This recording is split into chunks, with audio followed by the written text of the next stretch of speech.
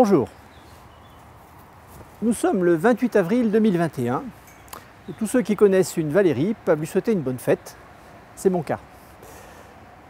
La Covid continue à nous donner le même niveau d'activité.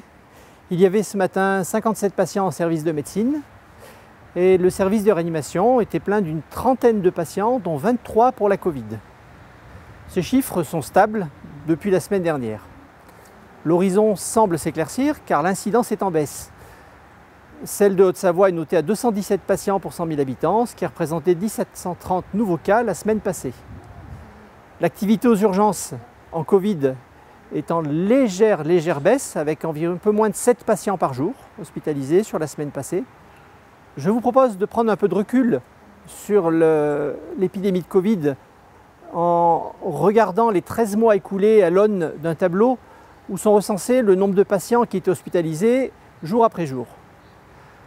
Vous noterez la première vague qui a eu lieu en mars 2020 avec un pic à 110 hospitalisations et qui s'était complètement éteinte par la suite. La seconde vague, beaucoup plus brutale, qui était montée jusqu'à 250 hospitalisations en novembre 2020, depuis décembre dernier, n'a en fait jamais complètement diminué, restant à un niveau de 80 à 100 hospitalisations.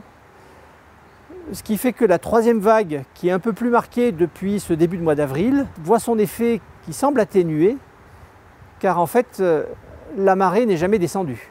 Cette troisième vague est néanmoins marquée, notamment par les lits de soins critiques, qui eux ont vu leur nombre en hausse, et ce qui a désorganisé notamment les activités programmées de chirurgie. Au quotidien, nous notons une activité de pathologie non Covid également prenante, et notamment en urgence, avec une sollicitation importante des lits d'hospitalisation.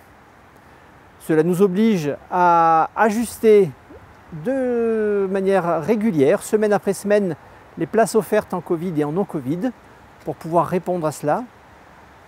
À bien sûr compter sur l'aide qui est toujours fournie par nos partenaires, que ce soit les cliniques ou le centre hospitalier de Rumilly, et à rester bien vigilant sur la séparation des flux de patients, avec par exemple des tests PCR systématiques pour tout patient qui va être hospitalisé pour une ou plusieurs nuits à l'hôpital.